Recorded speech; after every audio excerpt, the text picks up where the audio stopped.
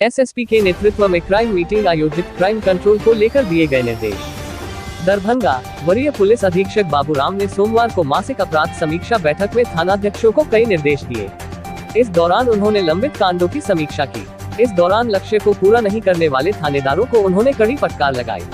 हालांकि अधिकांश थानाध्यक्षों के कार्यों पर उन्होंने संतोष व्यक्त किया। इसके बाद उन्होंने अप्रैल माह का लक्ष्य निर्धारित कर दिया।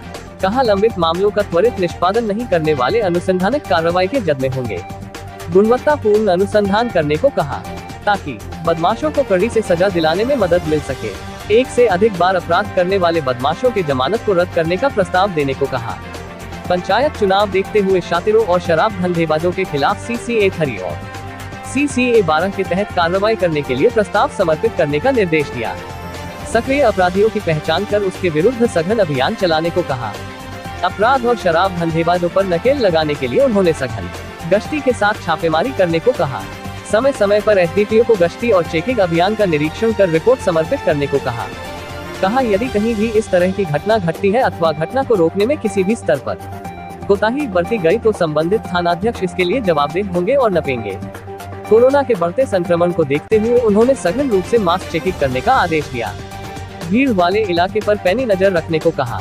गाइडलाइन का पालन नहीं करने वाले प्रतिष्ठान को सील करने को कहा।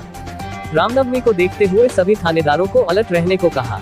सामाजिक सुझाव बना रहे और असामाजिक तत्वों पर पैनी नजर रहे, इसे लेकर शांति समिति की बैठक करने का आदेश दिया। बैठक में नगर पुलिस अधीक्षक अशोक कुमार, सदर SDPO अनुज कुमार, बिरोल के दिलीप कुमार झा, बेनीपुर SDPO उमेश्वर चौधरी सहित सभी सर्किल इंस्पेक्टर, थानाध्यक्ष व OP अध्यक्ष उपस्थित थे।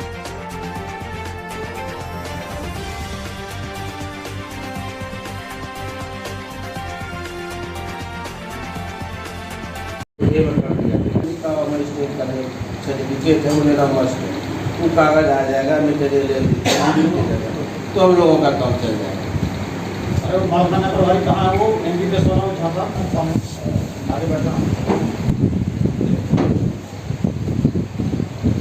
डायरी में भी लिखना है सब बात।